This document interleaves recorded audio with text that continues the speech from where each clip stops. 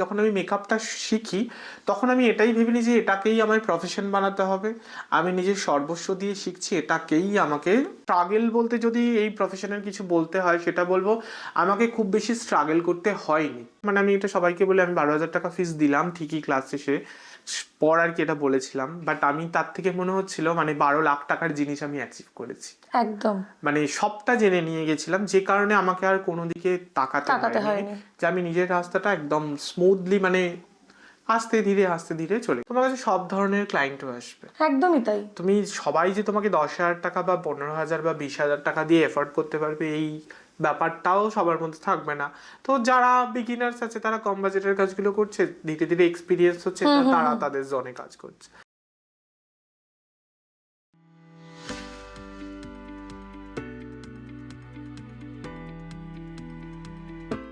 আজকে যে বিষয় নিয়ে আমরা কথা বলবো সেটা হচ্ছে যে তুই যেহেতু আমার বহু পূর্ব পরিচিত, তাই তুই করেই কথা বলছি। তো প্রথমে তোর তো এটা প্রফেশন হিসেবে মানে ছোট থেকে ভাবিসনি যে কখনো বড় হয়ে মেকআপ আর্টিস্ট হবি বা কিছু? না না না, এটা আমার শুরু থেকে একদমই মাথার মধ্যে ছিল না যে আমি এই প্রফেশনে আসবো। তো এটাই আর কি ব্যাপার। তো মেকআপ আর্টিস্ট হওয়ার পেছনে অনুপ্রেরণাটা কি কাজ করলো? অনুপ্রেরণা বলতে একটা ছোট করে গল্প বলি। সেটা হচ্ছে আমি 2016 সালে যখন আমি মাস্টার্স করি সেই সময় আমার মানে যারা বন্ধু বান্ধব ছিল তো তাদের সাথে অফ টাইমে আর কি একটা আমাদের যে ডিপার্টমেন্ট বেঙ্গলি ডিপার্টমেন্ট ছিল, মাস্টার্স করছিলাম। তো সেই সময় তখন ওদের নাটকের আমাদের একটা রুম ছিল, সেই নাটকের রুমে বলে সবাই মিলে গল্প করছিলাম। তো গল্প করতে করতে সব ফোন ঘাটছে, করতে করতে সামহাও আমার ফোনে মেকআপ আর্টিস্ট সুমন অধিকারী বলে, খুব ভালো করেছে, হয়তো চিনবে, তো ওই দাদার ভিডিওটা আমার ফোনে আসে। তো সেটা না আমি খুব ভালো করে অবজার্ভ করি। এবার সেই সময় যে শ্যাডো প্যালেটের কালার আঁকা এই ব্যাপারগুলো দেখে আমার খুব ভালো লাগে যে একটা ছেলেও যে এত সুন্দর করে একটা ব্রাইড রেডি করতে পারে। বিকজ সেই সময় দাঁড়িয়ে আর এখনকার সময় মেকআপের অনেক তফাৎ। তো সেই সময় মানে পার্লার ওরিয়েন্টেড যে সাজানোগুলো হতো সেগুলো আমরা ইন জেনারেল মেয়েদেরই করতে দেখতাম। তো ছেলে হয়ে একটা মেকআপ আর্টিস্ট একটা ব্রাইড রেডি করছে, সেটা আমার ফার্স্ট টাইম ওখানে দেখা। ওটাই প্রথম। ওটা দেখে আমার খুব চমক লেগেছিল যে আমিও কোনো একটা টাইমে শিখবো, বাট এটা যে আমার প্রফেশন হবে সেটা আমি ভাবিনি। প্রফেশন বানানোর পেছনেও একটা অন্যরকম ব্যাপার রয়েছে, তো আসছি সেটা আর কি। হ্যাঁ, তো মানে তাহলে তুই যদি মেকআপ আর্টিস্ট না হতি তাহলে তুই কোন প্রফেশন বেছে নিতিস আমি বলে মনে মেকআপ হয়? আর্টিস্ট না হলে এখনো আমার মনের মধ্যে এটা রয়েছে, যতই আমি মেকআপ আর্টিস্ট হই, কাজ করি, আর্নিং করি, ভালো আছি, বাট আমার সামহাও কোথাও গিয়ে শুরু থেকে বলতে যখন ক্লাস 9-10-এ পড়ি তখন থেকে আমার খুব ইচ্ছা ছিল আমি টিচার হব। বর্তমান শিক্ষা ব্যবস্থার গড়াতে পড়ে সেই আশাটাকে কোনো একটা মানে ফ্যামিলির চাপে হোক বা সময় পরিস্থিতিটা সেই সময় এমন একটা খারাপ দিকে এগোচ্ছিল, তো সেই সময় দাঁড়িয়ে আমার মনে হচ্ছিল যে আমার ইতিমধ্যে কিছু একটা করাটা খুব প্রয়োজন, যে জায়গাটায় দাঁড়িয়ে ইমিডিয়েট আর্নিং এর প্রয়োজন, যেটা সাধারণ মধ্যবিত্ত ঘরে হয়। তো সেইটা থেকে আর কি আমার এই প্রফেশনে তারপরে হঠাৎ করে সুইচ করা, যে হঠাৎ করে না, এটারও একটা কারণ আছে, আমি বলছি। আচ্ছা, এটারও একটা কারণ আছে। তো টিচার হলে তুই তো বাংলায় এমএ করেছিস যতটা আমি জানি। এমএ করেছি, বিএডও করেছি, বিএডও হয়ে গেছে। তো আমি ছোটবেলায় ভাবতাম যে বাপরে অনেক কিছু হয়ে গেছে, এইবার মানে একটা হয়তো জিৎ খুব একটা ভালো সরকারি চাকরি পাবে, এটা আমার এক্সপেকটেশন ছিল। কারণ তোকে আমি একদম ছোট থেকে দেখেছি, তুই আমাদের বাড়িতে একবার দুবার এসেও ছিলি আড্ডা দিতে দেওয়ার জন্যে। তো তখন আমি ভাবতাম যে সত্যি এটা ভেবেছিলাম যে তুই যখন বর্ধমান ইউনিভার্সিটিতে বোধহয় রেগুলারে এমএ করেছিস, তখনও তোর সাথে আমার হোয়াটসঅ্যাপে টুকটাক কথা হয়েছে। মাস্টার্স কমপ্লিট করার পর আমি যখন বিএডে আসি কালনা কলেজে, কালনা গভর্নমেন্টে, সেই সময় না আমার এই প্রফেশনে আসাটার একটা ব্যাপার হচ্ছে আমার তখন আমি টিউশন পড়াতাম, মানে 500 টাকার জন্য তখন লোকের বাড়িতে পড়াতে যেতাম। তো সেই জিনিসটা আমার খুব ভালো লাগতো, মানে ইউনিভার্সিটি যেতাম বা কলেজ যেতাম সকালে, বিকেলবেলাতে টিউশন পড়িয়ে আমি আমার হাত খরচটা চালাতাম। তো ইন দ্য মিড টাইম কি হয়, যখন আমি বিএডে ঢুকি বেশ 1-2 মাস যাওয়ার পর আমার মনে হচ্ছে যে মানে মনে হলো যে জায়গাটায় ঢুকে যে আমি যদি টিচার হওয়ার স্বপ্নটাকে ধরে রাখি মানে সেই জায়গাটা পেতে আমার হয়তো অনেকটা লেট হয়ে যাবে, আরো অনেক সময় লাগবে বা হবেও না। বর্তমান শিক্ষা হ্যাঁ হবেও না একটা আনসার্টেন ব্যাপার, একদমই তাই। তো সেই জায়গায় দাঁড়িয়ে তখন আমি ভাবলাম যে কিছু একটা করতে হবে, কি করব না করব, খুব ডিপ্রেশনের মধ্যে যাচ্ছি। যেখানে বিএড এর পর এডুকেশন শেষ, আর নেট সেট দিয়ে প্রফেসরের জন্য যে ট্রাই করব, সেই মানে অতটা এনার্জিটা সেই সময় আমার মধ্যে আর একদমই কাজ করছিল না। মানে একটা এজ হয়ে যাচ্ছে চারিদিকে, মানে একটা সবাই একটা আর্নিং এর ব্যাপার এসে যাচ্ছিল, ফ্যামিলিকে দেখতে হতো। কেন সেই সময় দাঁড়িয়ে আমার একটা টাইম হয় যে যখন বিএড এর ফার্স্ট সেমিস্টার পরীক্ষা চলে, এক মাসে আমার সব টিউশনগুলো ছেড়ে যায়, বিকজ এক মাসে আমার অনেকগুলো অকেশন একসাথে পড়ে গেছিল, যে কারণে মানে আমি গোটা মাসে হয়তো 10 দিন পড়াতে যেতে পারিনি। তো টিউশনগুলো সামহাও মনে হয় যে না, ও সময় দিতে পারছে না পড়াশোনার চাপে, তো সেই কারণে আমার টিউশনগুলো ছেড়ে যায়। তো তারপরে আমার খুব খারাপ চলছিল, তো আমি ভাবছি কি করব এরকম একটা সিচুয়েশন। তখন গ্যাপে গ্যাপে আমার পাশের বাড়িতে একটা আন্টি ছিল, এখনো আছে, সামহাউ কোনো কারণে হয়তো যোগাযোগ কথা হয় না, বাট আমার মানে কি বলবো, প্রত্যেকটা সময়ে মানে আমার যা খারাপ আন্টিকে মনে পড়ে, আর আন্টিকে আমি সবকিছু শেয়ার করতাম। মানে সেই সময় দাঁড়িয়ে তখন আমি বলছি কি করব কি না করব করতে করতে, তো আমি এমনি ছোটবেলা থেকে ড্রয়িং করতাম, টুকটাক আঁকতে ঝুঁকতে পারতাম। অনেককেও এরকম নর্মালি কাজল পরিয়ে দেওয়া, এই করে মানে একটু হেয়ার স্টাইলিং চিরুনি দিয়ে নর্মাল সেট করে দেওয়া, তো সেই জিনিসগুলো করতাম, হালকা হালকা ন্যাক ছিল। তো সেই আন্টি সেই সময় আমাকে বললো, দেখ এখন যখন এই প্রফেশনটা খুব গ্রো করছে, মানে 2000 ওটা সম্ভবত 19-এর, হ্যাঁ ওই মার্চ এপ্রিল নাগাদ আমার ওরকম কথা হচ্ছে। তো কথা হতে হতে তো আমি বললাম হ্যাঁ তুমি ভালো কথা বলেছো, তো সেইটা আমাকেও ক্লিক করে যে হ্যাঁ এটাকেও তো আমি একটা প্রফেশন বানাতে পারি। তো আন্টি এইভাবেই আমাকে বলে, তুই যদি ইয়ারলি 5টা বা 6টা ব্রাইডও পাস, যদি 3000 টাকাও করেও পাস, সেই জায়গায় তোর 15,000 টাকা ইয়ারলি যদি ধরিস, বিকজ আমি মাস গেলে 500 টাকার টিউশনটা আমার সারা বছরের হিসাবে 6,000 টাকা আসতো।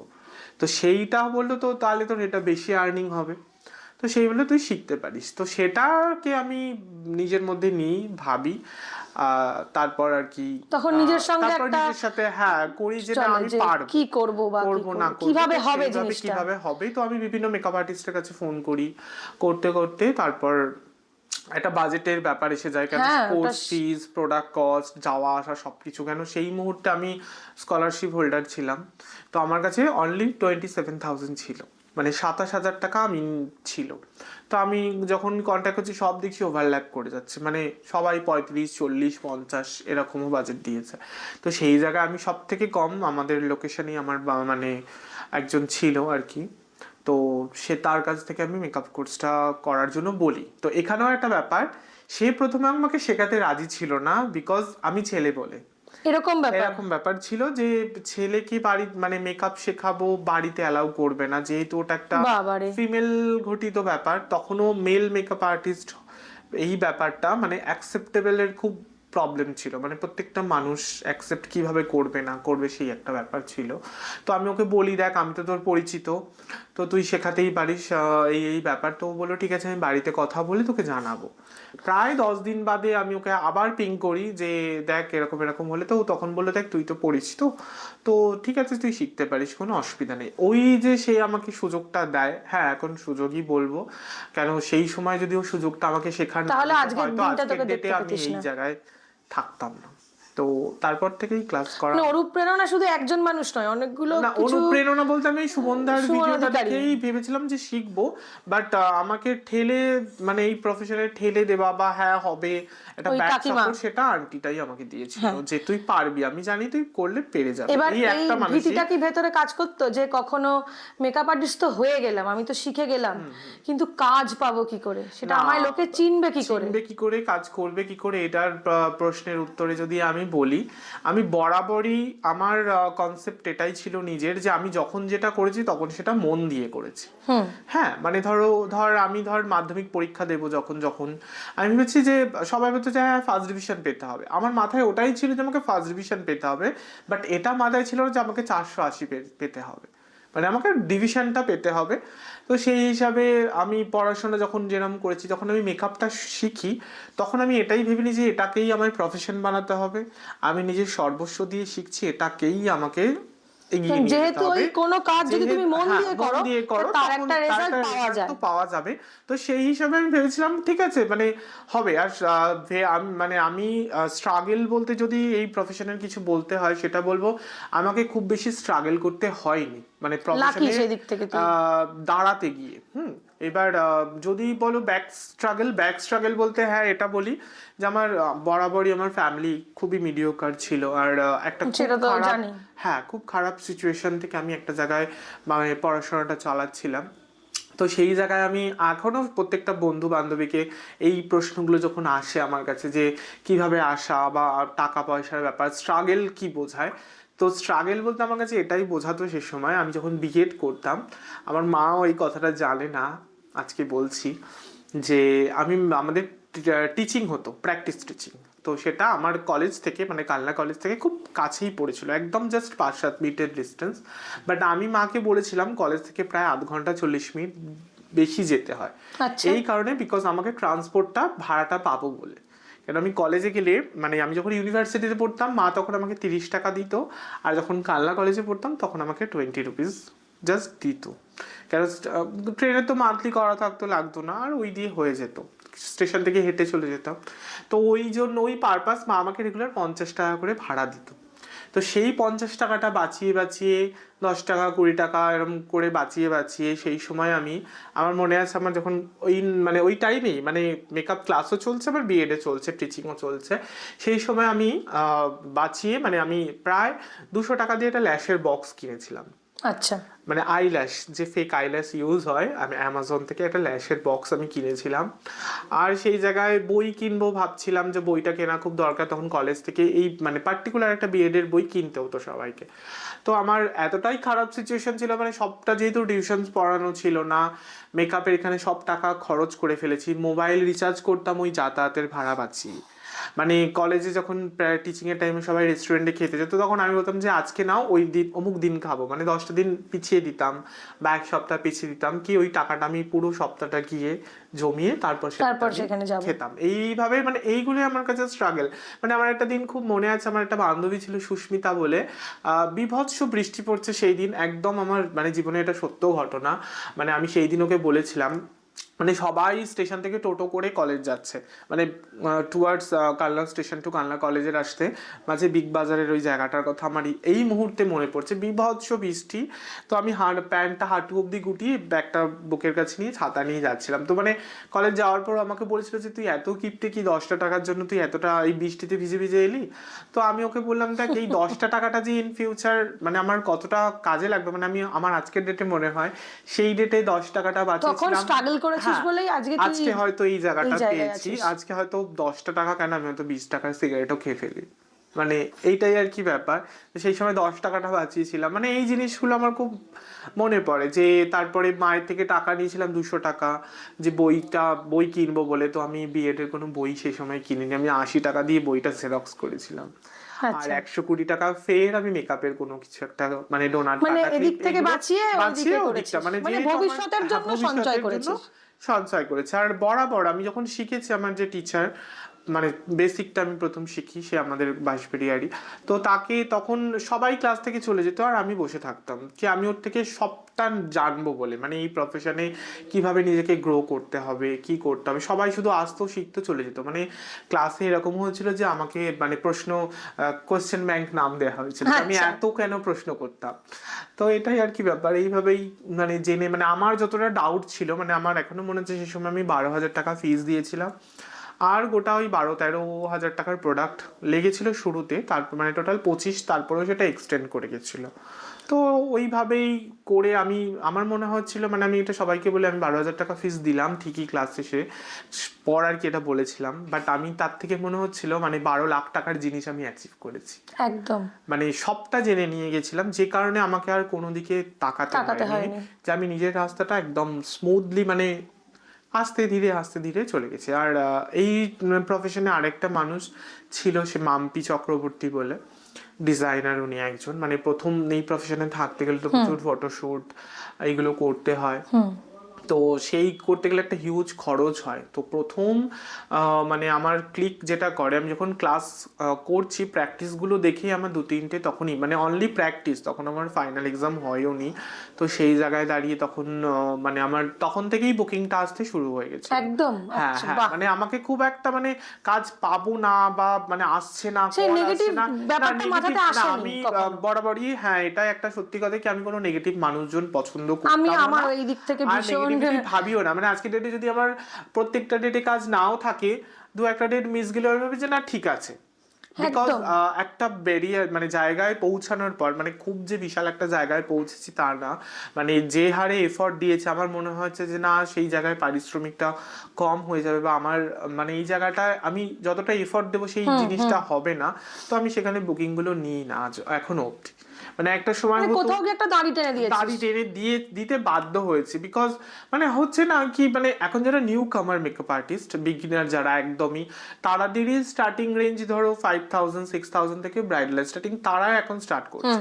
বাট আমাদের সময় আমরা ওই সময় স্টার্ট করেছি আজ থেকে 5 বছর আগে। তা একদম। 5 বছর ধরে যে আমি নিজে এত বছর এক্সপিরিয়েন্স করলাম, পলিশ করলাম, প্র্যাকটিস করলাম, স্ট্রাগল করলাম, তো সেই জায়গাটায় এখন গিয়ে তো আমার পক্ষে 5,000 টাকার কাজ করা সম্ভব নয়। একদমই নয়। তো মানে সেই জায়গায় একদমই করি না তা না, খুব মিডিওকার। আমি এমন খুব অনেক নিডি ফ্যামিলি হলে তো সেখানে নিডি তোকে ফ্যামিলি হলে হেল্প সেখানে করতে আমি হয়। এখনো বলছি মানে এটা আমার খুব এথিক্স, আমি মানে কমাই, টাকা কম করেও কাজ করে দিই, প্লাস ফ্রি অফ কস্টেও আমি বহু মানুষকে সাজিয়েছি। এটা হয়তো অনেকেই জানো না তোমরা, না না, অনেকেই জানো না, সবাই ভাবে সে জিদ্দা আমিও মানে তো এখন মানে একটা হ্যাঁ বিনা পয়সায় রুগী দেখি হয়তো, দেখি, হ্যাঁ হয়তো নয় দেখি, কিন্তু মানে হ্যাঁ, এবার 100টা কাজ করলে যেই তো প্রত্যেকে আমাকে করে এটা করে খেতে হয়, তো সেই জায়গা হিসাবে মানে 100টার মধ্যে আমি তো 2-3-5টা এরকম করেই থাকি। হ্যাঁ, ওটা তো করাই মানে যায়। করাই যায় একদমই, মানে এটা মন একদম। থেকে করা মন যায়, থেকে করা যায়, করলেই করা যায়। মানে কাউকে আমরা দয়া করে দয়া নয়, মন নয়, থেকে মন করছি। থেকে করছি।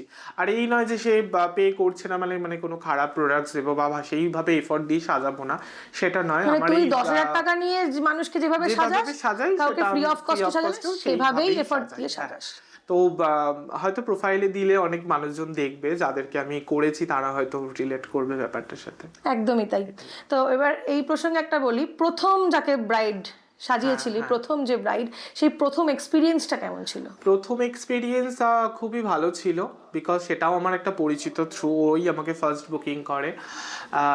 এক্সপিরিয়েন্স খুব ভালো ছিল। বাট আমার প্রথম তখন আমার টিচার আমাকে বলেছিল একটা কথা, এই প্রসঙ্গে বলি কি, যে আমাকে বলেছিল যদি প্রচুর মানে ইনকাম করতে চাও, শর্ট টাইমে যদি নিজেকে খুব স্ট্যাবলিশড করতে চাও, প্রচুর ইনকাম করতে চাও, তাহলে তোমাকে খুব স্পিডের সাথে কাজ করতে হবে, মানে খুব ফাস্ট কাজ করতে হবে। যদিও এটা খুব ফাস্ট কাজের বিষয় না, একটা আর্টিস্ট্রি, কিছু জায়গায় গিয়ে তোমাকে থামতে হবেই। এমনও হয় দম বন্ধ করে তোমাকে লিড ড্র করতে হচ্ছে, বা কলকা করতে হচ্ছে, বা ব্রাইড লেট হয়ে গেছে তাকে টাইমে রেডি করতে হবে, প্যালপিটিশন হয় ভেতরে যে হ্যাঁ আমি এই টাইমের মধ্যে পারবো। তো সেই প্রথম ব্রাইডের ক্ষেত্রে গিয়ে আমার প্রায় 1.5 থেকে 2 ঘন্টা লেট হয়ে গেছিলো। দুটোই টাইমিং ছিল, তো 3-3:30 বেজে গেছিল। তারপরেও এটা হয়, এটা প্রত্যেক বিয়ে বাড়িতেই হয়। হ্যাঁ, এখানে একটু কাট করি, এখন আর হয় না। মানে এই 5 বছরের এক্সপিরিয়েন্সে যদি বলি যে আমার যখন আমি সিঙ্গেল ব্রাইড করতাম তখন সেটা অ্যাডজাস্টেবল ছিল। বাট এখন যেহেতু র্যান্ডাম ব্রাইড করি, মানে একটা দিনে 4টে-5টা অবধি ব্রাইড করি, সেক্ষেত্রে বুকিংগুলোর খুব একটা অসুবিধা হয় না, কেন প্রত্যেককে টাইমিং বলাই থাকে, প্রত্যেকের জন্য 1 থেকে 1.5 ঘন্টাই বরাদ্দ। মানে আমার এরকমও দিন গেছে, মানে সকাল 12টা, হয়তো বিকেল তার 6টা-6:30 দিয়ে সে সকাল 12টায় আমার কাছে সাজতে বসেছে। মানে এটা তোর সঙ্গে অ্যাডজাস্ট করে নিয়েছে। হ্যাঁ, মানে এটা আর কি, মানে যাই হয়ে যাক জিদ্দাকে দিয়েই সাজাতে হবে। হ্যাঁ, এটা একটা ব্যাপার, মানে তোমাকে সেই ক্রেজটা নিজেকে তৈরি করতে হবে তোমার কাজের মাধ্যম দিয়ে। মানে মানুষ তোমাকে ভালো কাজ তো করতেই হবে যাতে মানুষ তোমাকে খুঁজে নেয়। এবার প্রথম ব্রাইডের এক্সপিরিয়েন্স ওটাই ছিল যে লেট হয়ে গেছিল, আর পরের মানে পরে যারা পার্টি মেকওভারের জন্য ছিল তখন অ্যাডজাস্ট হয়ে গেছে। আমি বরাবরই খুব একটা ফ্যাশনে পড়িনি, বিকজ এই প্রফেশনের মেইন যেটা দরকার সেটা হচ্ছে মুখোমিষ্টি ব্যবহার। Behaviour is the main thing in this profession, because তুমি এখানে কাজ তো করছো, বাট তুমি যদি বিহেভিয়ার ঠিক না রাখো, ওয়েল বিহেভ না হও, তো ইন ফিউচার সেই জায়গা থেকে রিপিটেড ক্লায়েন্ট আসাটা খুব টাফ। মানে একটা ক্লায়েন্টই আরেকটা ক্লায়েন্টকে দেবে। মানে আমি একটা খুব সিম্পল ওয়েতে যদি বলি, আজকের ডেটে আমি প্রথম যখন 3,000 3,500 টাকার ব্রাইডটা সাজিয়েছিলাম, সেই ব্রাইডের ফটোটাই আজকে হয়তো আজকের ডেটে যদি হিসাব করতে বসি সে আমাকে হয়তো 30,000 টাকার কাজ এনে দিয়েছে। হ্যাঁ মানে আমি এইভাবেই কাজ করি, এটাই অ্যাচিভমেন্ট। এটা আমার কাছে অ্যাচিভমেন্ট মনে হয় ডেফিনেটলি।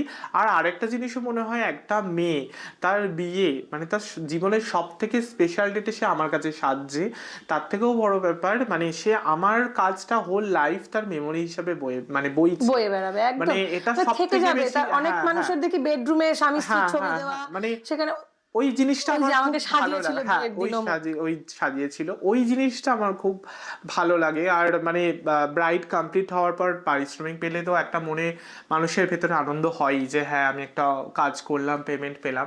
তার থেকেও আমার পেমেন্টের থেকেও বেশি মনে হয় যে ব্রাইড যখন হাসি মুখে আমাকে বলে হ্যাঁ সুন্দর হয়েছে, যে তুমি আমার স্বপ্নের দিনটা স্বপ্নের মতো করেই সাজিয়েছো, মানে টাকার থেকেও আমার কাছে এটা খুব বেশি ইম্পর্টেন্ট। এই কমপ্লিমেন্ট গুলো মানে এইগুলো আমার কাছে অ্যাচিভমেন্ট মনে হয়। মানে আজকে যে জায়গাটা খরচা হয়ে যাবে, হ্যাঁ কিন্তু তোর এই কাজটা থেকে যাবে।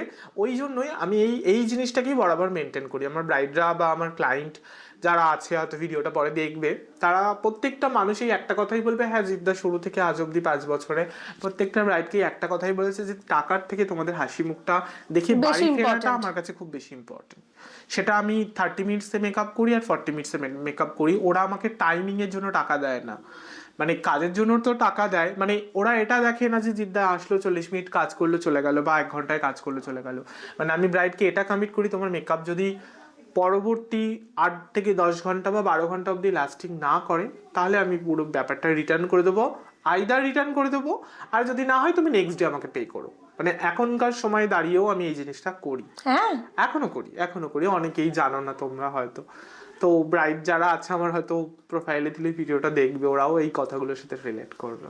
আচ্ছা, এই প্রসঙ্গে বলি যে এটা তো করতে গিয়ে বিভিন্ন মজার ঘটনাও ঘটেছে, যে কিছু একটা ঘটেছে, কিছু মেমোরেবল কিছু, যে এটা অমুক জায়গায় সাজাতে গেছি, এটা এরকম দুর্দান্ত একটা মজার ঘটনা ঘটেছে, সেটা একটু যদি শেয়ার করিস। মজার ঘটনা খুব একটা ঘটেছে মানে আমার সাথে সেরকম হয়নি।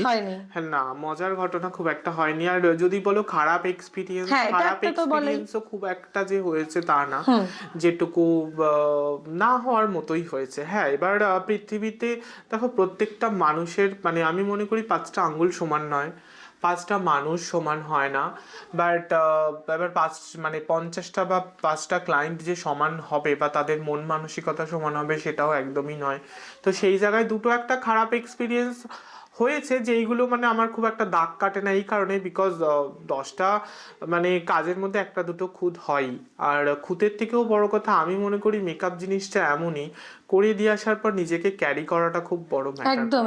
আমরা এটা ভেবে ভুলে যাই যে একটা আঙ্গুল যদি আমি কেউ আমার দিকে তোলে বাকি 4টে কিন্তু নিজের দিকে। একদম। তো আমি সেই জিনিসটা তাকে বলে আসি যে যখন তুমি আমার দিকে আঙ্গুল তুলছো তুমি ভাবো তোমার নিজেরও কিছু ফল্ট আছে। তো আমি একদম পারফেক্ট যে তা নয়, চেষ্টা করি যে নিজের মানে 100-এর থেকে বেশি দিয়ে তাকে করার। এবার কিছুটা সময় পরিস্থিতি কিছুটা নিজের মানে ক্লায়েন্টের গাফিলতিতেও হয়, তো সেগুলো অ্যাকসেপ্টেবল। লাইক ধরো কিছু প্রবলেম হলো, ধরো কারোর খুব ছোট নথ, হয়তো নথের চেনটা এত গালে টেনে আটকেছে, তো সেই জায়গায় হয়তো গালে ঘষাঘষি করে একটা দাগ পড়ে গেছে, সেটা নিয়ে একটা রিপোর্ট এসছে যে হ্যাঁ কেন মেকআপে দাগ। আর মেকআপটা তো কোনো প্লাস্টিক সার্জারি নয়, এটা তো একটা ক্যানভাসের উপর ড্র করা। তো তুমি যে জিনিসটা ড্রয়িং করেছো, আমরা যদি একটা খুব সাদা কিছু পড়েছি, তো আমি তো সবসময় চাইবো খুব মানে সেটাকে ঠিকঠাক করে রাখার, খুব মানে ভালোভাবে রাখার, যাতে কোনো কিছুতে দাগ না লাগে। মানে খাবার সময় বা রাস্তাঘাটে চলার সময় হুট করে কোথাও বসে পড়বো না, জায়গাটা দেখে বসবো। তো আমার মনে হয় মেকআপটাও সেই রকম জিনিস, যে করে আছি মানে আমি লম্পঝম্প করছি বা মানে বিশাল একটা হুলুস্থুলু কাণ্ড করছি অথচ আমার মেকআপ ইনট্যাক্ট থাকবে, সেটা তো হতে পারে না। তো এই একটা ইনসিডেন্ট ঘটেছিল 1.5 বছর আগে, যে নথটা দাগ পড়ে গেছিলো, তো বলেছিল। আর খুব কমন প্রবলেম যেটা স্মাইল লাইন মানে মেকআপ দিয়ে তো দাগ ছোপ হাইড করা যায়, আমি স্কিনটাকে তো তোমার রিপেয়ার করতে পারবো না পার্টিকুলার ওইভাবে। তো ওই একটা প্রবলেম এসেছিল। আর আমার মনে হয় মেকআপটা মানে আমি পার্সোনালি মনে করি কোন মেকআপ আর্টিস্ট কি করছে না করছে, ও আমার কাছে একটা প্রশ্ন রেখেছিল অফ ক্যামেরাতে যে স্কিন ওয়াইজ মেকআপ করা আর মানে স্কিন ওয়াইজ মেকআপটা কি হয়। মানে হ্যাঁ অবভিয়াসলি স্কিনটা খুব ম্যাটার করে, কিন্তু আমার কাছে মনে হয় যদি ক্যানভাসটা ভালো হয় তুমি অবভিয়াসলি একটা সুন্দর ড্রয়িং তুমি তার মধ্যে করতে স্কিন পারবে। কোয়ালিটি হ্যাঁ, এখানে এবার স্কিন কোয়ালিটির থেকে মেন ব্যাপার প্রত্যেকদিন আমি যেটা বলবো মানে স্কিনের ব্যাপারে যদি কিছু বলতে হয় যে সালন বা পার্লার ওরিয়েন্টেড সার্ভিস তো অবশ্যই একটা ইনস্ট্যান্ট রিজুমিনেশন দেয় বা হাইড্রেশন দেয়, আর সব থেকে বড় কথা জল, মানে রেগুলার তোমাকে 3 থেকে 3.5 লিটার বা 4 লিটার জল যদি খাও আমার মনে হয় কোনো স্যালন বা পার্লারে যাওয়ার স্কিন প্রয়োজনীয়তা একদম নেই, দুর্দান্ত থাকবে। একদম স্কিন ভালো থাকবে। আর স্কিন ভালো থাকলে যে কোনো সময়তেই মেকআপ ভালো হবেই, আর ক্যানভাস যত ভালো হবে ড্রয়িং তত ভালো হবে। ড্রয়িং তো তত ভালো হবেই। আর আমার মনে হয় স্কিন ওয়াইজ মেকআপ করার থেকে এতে না অনেক মানুষ কনফিউশন হয়ে যায়, কেন সবার স্কিন আলাদা, ধরো কারোর ফোরহেডটা খুব অয়েলি, কারোর টি জোন অয়েলি, বা হয়তো সারা মুখ ড্রাই, কারোর হয়তো পুরো মুখটাই ড্রাই। তো সেই ক্ষেত্রে একটা বেসিক জিনিস কি হবে, মানে আমি মানে রিয়েল ব্রাইডের ক্ষেত্রে যেটা বলবো সেটা হচ্ছে তোর মানে ওয়েদার ওয়াইজ মেকআপ করাটা বেশি ভালো, আচ্ছা বিকজ রিয়েল ক্লায়েন্ট সবসময় কি হয় না মানে ফিল্ডে গিয়ে যে কাজ করাটা বোঝায়, সেই সময় সে কোন ওয়েদারে থাকছে, কোন অ্যাটমসফিয়ারে থাকছে। একটা দেখা গেল বিশাল একটা হাই বাজেটের মেকআপ নিয়েছে, অথচ গরমকালে দেখা গেল পুরো এরকম বদ্ধ ঘরের মধ্যে বসে আছে, দুটো মানে হেভি লাইটের সামনে, কোনো আলো বাতাস খেলছে না এরকম, তো অবভিয়াসলি তার সোয়েট আসার পর একটা টাইমের পর মেকআপটা খারাপ হবেই, হতেই হবে। হ্যাঁ হতেই হবে, মানে ওই যে অ্যাটমসফিয়ার সেটা খুব মাথায় রাখতে হবে। আর স্কিন আমার মনে হয় যে খুব একটা মানে আমি ওই থিওরিতেই কাজ করি যে বেসিক যে থিওরি স্কিনের বা মেকআপের থিওরি, আমার মনে হয় যে মেকআপটা একটু ড্রাইয়ের দিকে রাখাটাই ভালো, কেন আমি মনে করি ড্রাই মেকআপটা খুব সিকিওর মেকআপ, একটা সময় পরে ফেস থেকে না অয়েল সিক্রেশন হয়, মানে পোরস এর মুখ থেকে যেটা অয়েল বেরোয়, তো সেই সময় গিয়ে আপনি আপ গ্লোটা চলে আসে। আর শুরু থেকে আমি যদি গ্লোই মেকআপ করতে চাই তো অবভিয়াসলি যখন আরো অয়েল সিবাম হবে প্রোডাক্টটা নিচ থেকে সরে যাবে, যতই ভালো প্রোডাক্ট দিই না কেন। আমি একদম এই ব্যাপারে জিরো নলেজ, মানে তো শুনে এটা আমিও একটা নতুন ব্যাপার অনেক কিছু জানছি যে আমি একটু ড্রাই মেকআপের দিকে হলে কি যখনই তুমি ওয়েদারে যাবে একটু ঘাম আসবে ফেসে, অবভিয়াসলি তোমার স্কিন গ্লো করতে শুরু করবে। আচ্ছা সে অনেকে বলে না পার্টি মেকআপ করে, পার্টি মেকআপ, এই পার্টি মেকআপ জিনিসটা কি, মানে সেটা কি খুব অল্পের উপর দিয়ে সাজিয়ে দেওয়া? না অল্প বলে কিছু হয় না, মানে পার্টি মেকআপটা কি? পার্টি মেকআপ মানে হচ্ছে ধরো কোনো গেস্ট মেকআপ, মানে তুমি ব্রাইড, ধরো তোর কোনো বান্ধবীর বিয়ে, তুই অ্যাজ আ গেস্ট সেখানে অ্যাপিয়ারেন্স করবে, একটু রেডি হতে চাইছিস, সেইগুলো হচ্ছে তুই একটা রিসেপশন পার্টি বা বিয়ের কোনো সেটাকে পার্টি মেকআপের ব্যাপারটা হালকার উপর দিয়ে সাজিয়ে হালকার উপর ব্যাপার না, মানে ব্রাইডালের মতো অতটা হয়তো হয় না, বা অনেকে হয়তো সেমি ব্রাইডাল নিয়ে নেয়, বা ব্রাইডালের মতো এখন তো কে পার্টি মেকআপ করছে আর কে ব্রাইডাল করছে বোঝা যায় না, তো সেটার একটা ব্যাপার খুব হালকার ফুলকার মধ্যে দিয়ে যাতে তাকে ব্রাইডের থেকে কম লাগে। একটা সেম অকেশনে ধরো তাকে যদি ব্রাইডের মতোই সাজিয়ে দেওয়া হয় তাহলে তো ডিফারেন্সিয়েট ব্রাইড হচ্ছে সেন্টার অফ অ্যাট্রাকশন, ওর থেকে একটু কম ভালো লাগতে হবে না? ডিফারেন্সটা এখন কেন বোঝা যায় না, কেন এখন অধিকাংশ ব্রাইড কলকা করতে চায় না। এক্স্যাক্টলি হ্যাঁ এই জন্যই ব্যাপারটা, লাইক তুই যাকে লাস্ট সাজালি সৃজিতা, ওই বোধহয় কলকা করেনি। এক্স্যাক্টলি মনে পড়লো আমার, ওইটাই করতে হয়েছে। তো অনেকেই এরকম কলকার না দেওয়ার চক্করেই জিনিসটা খুব মানে আজকাল কেউ সাজতে চায় না, চায় না ওইভাবে, সময়ের সাথে সাথে মানে অনেক কনসেপ্ট চেঞ্জ, মানে তুই 5 বছর আগে যে কনসেপ্টে ব্রাইড সাজিয়েছিস না প্রত্যেকটা সিজন মানে প্রত্যেক 6 মাস অন্তর মেকআপ চেঞ্জ হচ্ছে। আচ্ছা মানে বা প্রথমে যখন একরকম বেসিক ছিল, তারপরে এবার বেসিক আর অ্যাডভান্সের মধ্যে খুব একটা ডিফারেন্স কিছু নেই, মানে আসলে বেসিক মেকআপটা মেকআপই। এবার কোনো জিনিস কি হয় যে প্রোডাক্টস যেমন হয়, মানে আমি জানি স্কিন আমার অয়েলি, আমাকে কিছু কিছু যে নায়াসিনামাইড বা ভিটামিন সি বা অয়েল ফ্রি কিছু ইউজ করতে হবে, এগুলো অয়েল ফ্রি, মানে এগুলো বিভিন্ন নাম দিয়ে যেমন বিজনেস করার পলিসি থাকে, তো এই প্রোডাক্টস এর ব্যাপারগুলো সেই রকম, মানে যেগুলো ব্র্যান্ড আছে ধরো কিছু নাম চেঞ্জ করে দিল, নাহলে তো কেউ শিখতে যাবে না। এখন বর্তমানে দেখবে অনেকে বিউটি লক বলে বলছে, মানে অ্যাকচুয়ালি বিউটি লক হচ্ছে ওয়াটার রেজিস্ট্যান্ট মেকআপ, যেটা হয় ওয়াটারপ্রুফ, মানে ওয়াটারপ্রুফ বলে তো ওইভাবে তো কিছু হয় না, প্রোডাক্ট ওয়াটারপ্রুফ হবেই। এবার ওয়াটারপ্রুফ মেকআপ করার গরমের যে টেন্ডেন্সি সেটা যেটা হয়, মানে যে কথাটা বেসিক্যালি কেউ বলে না, সেটা হচ্ছে ওয়াটারটা যে আমরা মানে স্প্রে করি ফেসে, সেটা অ্যাজ ফিক্সার কাজ হয়। এই ফিক্সারের যে কাজ সেটা ওয়াটারটা দিয়ে মেকআপটাকে সেট করা হয়। ফিক্সারটা আসলে কি, স্প্রে করা হয় মেকআপটাকে সেট করে যেটা, হ্যাঁ, কিন্তু এই ওয়াটার, ওটা কি ওয়াটার স্প্রে করা হয়? হ্যাঁ আমি বেসিক্যালি মানে সবাই যারা করে ওই কথাটাই বলে না যে ওয়াটার স্প্রে করে মেকআপটাকে যে বেস মেকআপটাকে সেট করা হয়, সেটা ওয়াটারটা অ্যাজ ফিক্সার কাজ করে, যেটা ডিউরেবিলিটিটা মানে আর 5টা মেকআপের থেকে অনেকটা বেড়ে যায়। তো ওইটারই কিছু এদিক ওদিক করে প্রোডাক্ট দিয়ে নতুন নাম দিয়ে এখন চলছে, হ্যাঁ ফিক্সার হয়ে গেছে, বিউটি লক হয়ে গেছে, লক বিউটি হয়ে গেছে, ড্র্যাগ প্রুফ হয়ে গেছে। আমি জানি না কোন বিয়ে বাড়িতে কে গিয়ে গাল ঘষাঘষি করে বা খুব কেউ এসে টাচ করতে পারে, বাট নর্মালি ঘষাঘষি কেউ করবে না। করবে না বা কেউ স্নানও করে নেবে না। তো ওইটার কোনো ব্যাপার না। হ্যাঁ, ওয়াটার স্প্রে করে মেকআপ করলে এই যে সোয়েটটা যেটা ধরো 1.5-2 ঘন্টায় আসার কথা, সেটা হয়তো 3-4 ঘন্টা বাদে আসে। ওটা কন্ট্রোল করা যায়, গরমের জন্য বলছি। স্পেশালি সামার আসছে সামনেই, তো সবারই একটা ওয়াটার রেজিস্ট্যান্ট মেকআপের টেন্ডেন্সি এসে গেছে, যা মেকআপ করতে হবে ঘামেই যাতে নষ্ট না হয় সেই ব্যাপারগুলো।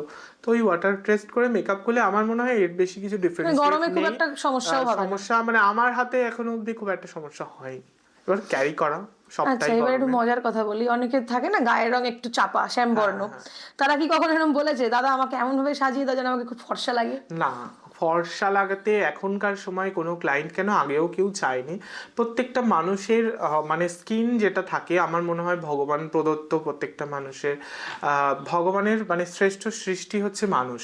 তো সেই জায়গায় একটা মানুষের স্কিন কালারটাকে চেঞ্জ করে দেওয়াটা আমি খুব একটা পক্ষপাতী নই। স্কিন টোন রেখেই মানে যার যেটা সুন্দর সেই সৌন্দর্যটাকে আপলিফ্ট করাটা হচ্ছে একটা আর্টিস্টের কাজ। মানে তোকে তুই রেখেই সাজাবো এটা আমিও পছন্দ করি, হয়তো আমার মতো অনেকেই পছন্দ করে না। অনেকে বলে না যে এমন সাজালো, হ্যাঁ মানে আমাকে আর আমি বলে মনেই হচ্ছে না। না না, আমি সেরকম না, কখনো করিনি। আর মানে আমার ব্রাইড যারা হয় তারা অ্যাকচুয়ালি কি বলতো, তুমি যে মানে যে ধরনের বা যে প্যাটার্ন ফলো করে নিজের প্রোফাইলে কাজ দেবে, তোমার ক্লায়েন্টের টেস্ট বা ক্লায়েন্টের চয়েসও সেই রকম হবে। মানে আজকে যদি তুই খুব হাই বাজেটের কোনো ক্লায়েন্টই হয়তো করছিস, খুব মানে ভালো ক্লায়েন্ট, একদম প্রিমিয়াম ক্লায়েন্ট, তো সব সময় তো প্রিমিয়াম ক্লায়েন্ট পাওয়া সম্ভব না। মানে আমাদের এরকম মফস্বলে একটা দাঁড়িয়ে, তো সেই জায়গায় দাঁড়িয়ে কি হয়, তোমাকে সবকিছু ভেবেই তোমাকে কাজটা করতে হবে যাতে সব ধরনের ক্লায়েন্ট তোমার কাজটাকে হ্যাপিলি অ্যাকসেপ্ট করে। এইটা একটা। আচ্ছা, কখনো মফস্বল ছেড়ে শহরাঞ্চলে গিয়ে মেকআপ করেছিস? বহুবার আউট স্টেশন প্রচুর।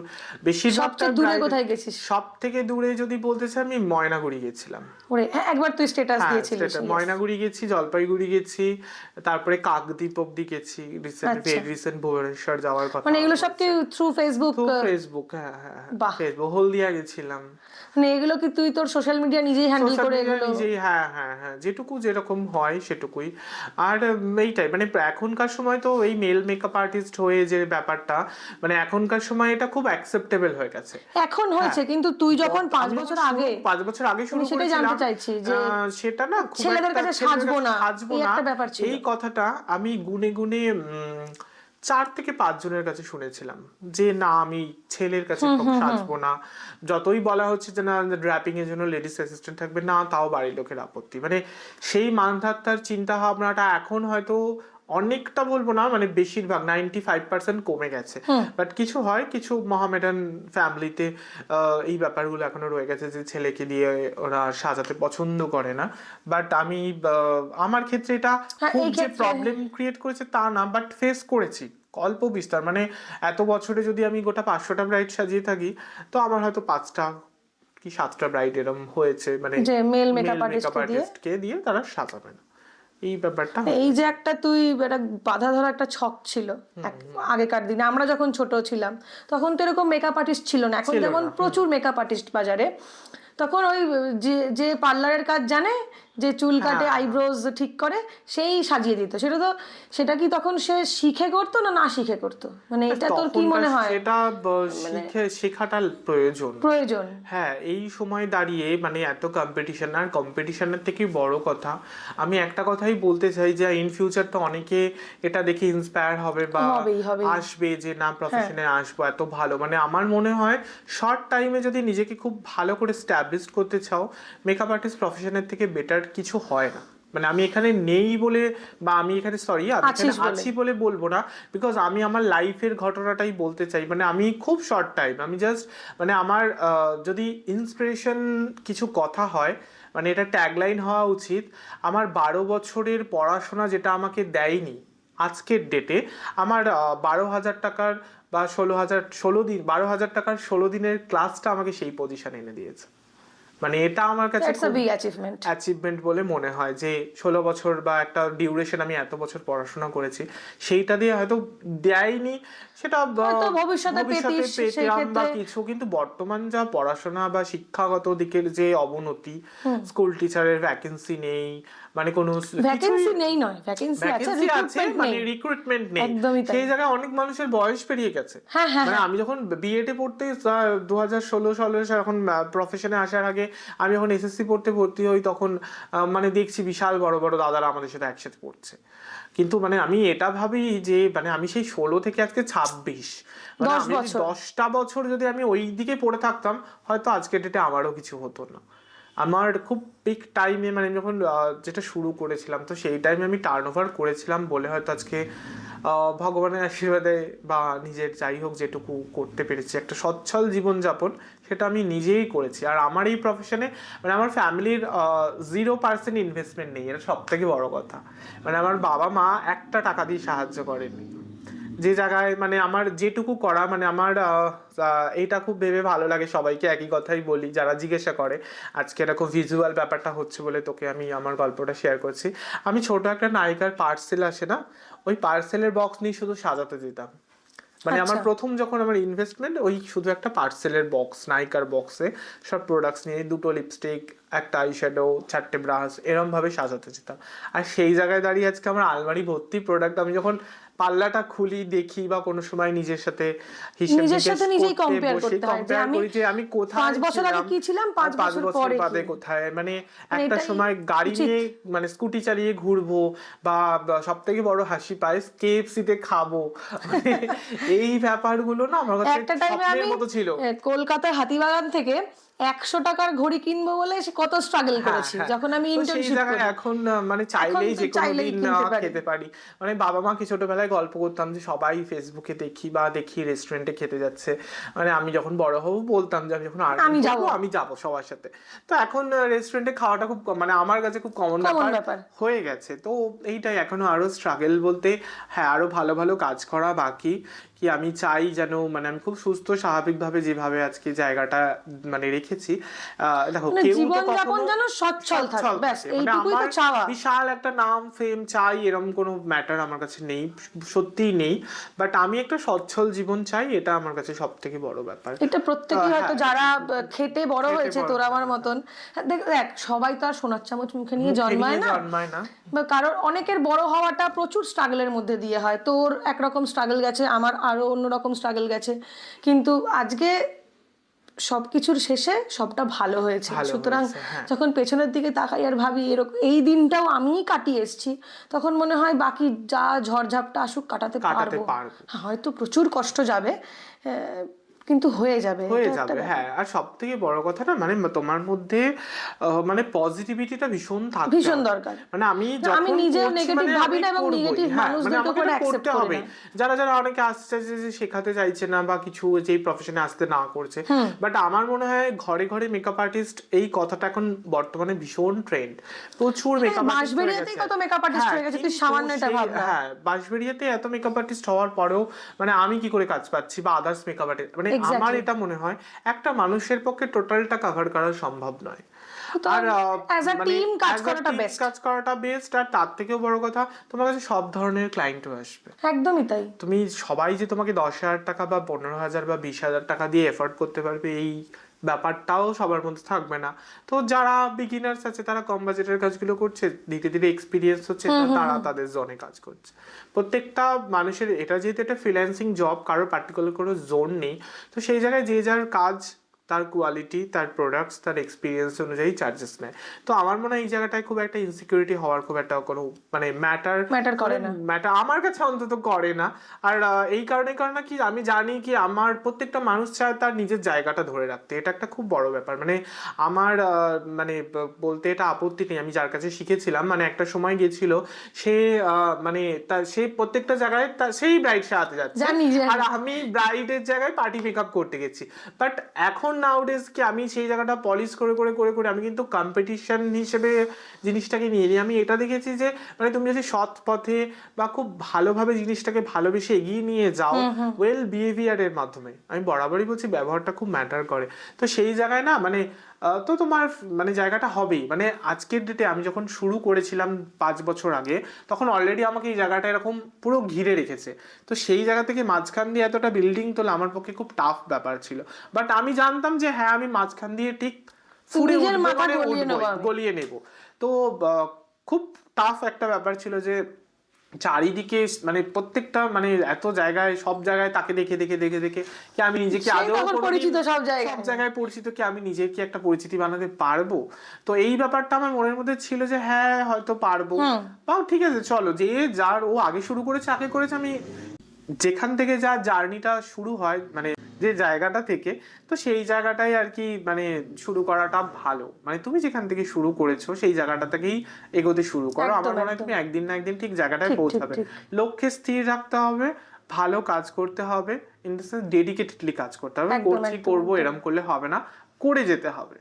মানে কথাতেই আছে কর্ম করে যাও ফলের আশা করো না, তো এই ব্যাপারটা সেরকম, তুমি যদি লেগে থাকো সেই জায়গাটা তোমার হবেই।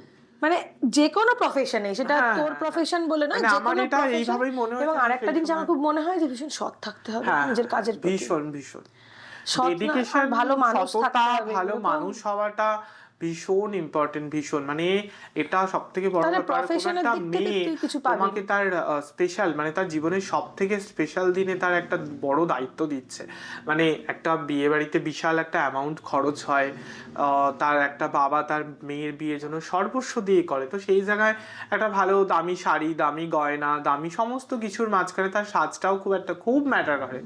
তো সেইটা না মানে খুব মাথায় রেখে কাজ করতে হয় যে হ্যাঁ আমার একটা স্পেশাল ডে, মেয়েটা স্পেশাল ডে, সে এত ভরসা করে রেখেছে। মানে মানুষ আমার কাছে ভরসা বিশ্বাসের মান রাখাটা ভীষণ ইম্পর্টেন্ট। এটা আমি 40 মিনিটেই করি আর 4 ঘন্টাতেই করি, সেটা তো আমার ট্যালেন্ট যে একটা 4 ঘন্টার মেকআপকে আমি হয়তো 40 মিনিটে করে দিতে পারি, আর সেই মেকআপটাও যদি 10-12 ঘন্টা লং লাস্টিং হয় তো সেখানে তো অবশ্যই আলাদাই আনন্দ। তো এই ব্যাপারটা এইভাবে হয়ে গেছে। আর আমার টিচারকে আমি কখনো অসম্মান করি না বা কিছু বলি না, বাট আমার ওই জিনিসটাই মনে পড়ে যে একটা কথাই তার সবসময় মাথায় থাকে যে হ্যাঁ আমি তোমাদেরকেও বলবো যারা ভিডিওটা দেখবে, যে কম সময়ে যদি স্ট্যাবলিশ করতে চাও ডেফিনেটলি প্রফেশন মানে ইউ হ্যাভ টু গো, যেতে পারো অবভিয়াসলি। আর মানে খুব বেশি আর্নিং করতে চাইলে তোমাকে শুরু থেকে স্পিডটা মেনটেন করতে হবে। এই জিনিসটা আমি বরাবর মেনটেন করেছি যে খুব স্পিড দিয়ে কাজ করেছি, যে কারণে হয়তো একটা বেশি রিপিটেড তুমি মানে অনেক বেশি একদিনে একটার বেশি ব্রাইট সাজানো যেতে পারে। হ্যাঁ হ্যাঁ, অনেকক্ষণ আলোচনা হলো, অনেক কিছু জানা হলো যেগুলো আমিও জানতাম না। আমি মানে এই বিষয়ে আমার জিরো নলেজ, কিন্তু তোর সাথে কথা বলে আমার নলেজ আমারও বাড়লো, এবং যারা ভবিষ্যতে চাইছে যে মেকআপ আর্টিস্ট হিসেবে নিজেদেরকে এস্টাবলিশ করতে, তাদের ক্ষেত্রেও এটা কাজে লাগবে, বা যারা ভবিষ্যতের ব্রাইড তারাও হয়তো তোকে ভবিষ্যতে এর থ্রু দিয়ে কন্ট্যাক্ট করতে পারে, সেটা তাদের ব্যাপার। কিন্তু মানে আমারও মানে এই জিনিসটা যখন মানে তুই আমাকে ফার্স্ট টাইম অফার করিস তখন আমার বেশ ভালোই লেগেছিল, আমি হ্যাপিলি অ্যাকসেপ্ট করেছিলাম। এই জার্নিটা সবাইকে জানা দরকার। আমি বরাবরই মানে নিজের মনে হয় যে আমি খুব ছোট্ট একটা জায়গা থেকে উঠেছি, খুব ছোট্ট, মানে সেই জায়গায় এখন আমি শহরটা ছেড়ে যেতেই পারি না বাইরে। মানে আমার বাইরে যে গিয়ে কাজ করব, মানে সবাই চায় নাম ফেম, এখন ফেসবুকে বিশাল, ইনস্টাগ্রামে ভিউজ ফলোয়ার্স, কি বাইরে বাইরে, মানে আমার মনে হয় আমি যেই জায়গাটা থেকে উঠেছি সেই জায়গাটাকে ভুলে যাওয়াটা আমার উচিত না। মানে যতই ভালো কাজ করি, যতই বাইরে যাই, মানে আমার মনে হয় কোথাও গিয়ে পায়ের তলাটা যেন বাঁশবেড়িয়াতেই থাকে। এটা আমার ক্ষেত্রেও হয়েছে, যে কারণে বাইরে থেকে আমার কাজের কল আসে, বাট আমি সেই কলগুলো আসার আগে আমি খুব ভালো করেই চাই যাতে বাঁশবেড়িয়ার লোকজন আমাকে তার আগে কন্ট্যাক্ট করে নিই ব্যাপারটাতে। তো সেই জায়গাটা আমি খুব মেনটেন করার চেষ্টা করি। আর এটা খুব ভালো লাগলো যে পরিচিত কোনো বান্ধবী, মানে আমিও যে একটা স্টোরি ট্রেলার হতে পারি একদম, মানে ভেবে খুব ভালো লাগলো। এরকম মুখই খুঁজছি যারা জীবনে অনেক কষ্ট করে বড় হয়েছে, এবং যাদের আলোয় আসা প্রয়োজন, এবং যাদের স্ট্রাগলটা দেখে আরো লোকে এগোবে। কষ্ট করতে হবে তা ব্যাপার না, তোমাকে কষ্ট যেটা করতে হবে সেটা হচ্ছে দৈহিক এবং মানসিক দুটোই করতে হবে। একদম তোমাকে মানসিক কষ্টটা এইভাবেই করতে হবে যে এটা ভাবলে হবে না যে আমার পাশ থেকে এত মেকআপ আর্টিস্ট হয়ে গেছে, আমি কি করব। তোমাকে তোমার কাজটা করে যেতেই হবে, একটা টাইমে গিয়ে তুমি কিন্তু সেই জায়গাটা অ্যাচিভ করবে ডেফিনেটলি করবে। হ্যাঁ, এটা কি তোমাকে খুব র্যান্ডামলি ভালোভাবে কাজটা করতে হবে। মানে যখন যেটা করি মারা কি হয় না, মা বা করে দিয়ে যেটা শেখা, যখন ছোটবেলা আমরা পড়াশোনাটা করি, যেটুকু পড়াশোনাটা করি সেটা যদি আমি মন দিয়ে করি, আমি অবভিয়াসলি পরীক্ষায় ভালো ফল করব। তো এই কাজটাও আমার মনে হয় সেই রকম, যে আমি যদি যে কাজটা যখন করছি, মেকআপটা করছি, তখন সেটা অল্প সময় হোক আর বেশি সময় হোক খুব মন দিয়ে করি, যে কারণে জিনিসটা হয়তো সবটাই output ভালোই হবে। ভালোই হয়। তো এইটাই আর কি ব্যাপার। তো আমি সবাইকেই বলবো যারা শিখতে চাইছো ডেফিনেটলি শেখো, আর এটুকু মাথায় রেখে খুব সততা দিয়ে তোমাকে কাজ করতে হবে, আর তোমার বিহেভিয়ার ব্যাস এটাই এইটুকুই হলেই, মূল আর মন্ত্র। ব্যাস হাতের কাজটা প্র্যাকটিসের মাধ্যমে এসে যায় এসে বলে যাবে। আমার মনে হয়, ওটা চলে আসবে। খুব ভালো লাগলো তোর সাথে, অনেক মানে ধন্যবাদ তোকেও যে মানে বহু আমাকে বছর পর ডাকার দেখা জন্য। হলো এই সূত্রে হ্যাঁ, অন্তত। এই সূত্রে হয়তো সামনাসামনি অনেক বছর। বসা হলো, গল্প হলো। অনেক ভালো থাক, সুস্থ থাক, আরো এগিয়ে চল জীবনে। ধন্যবাদ।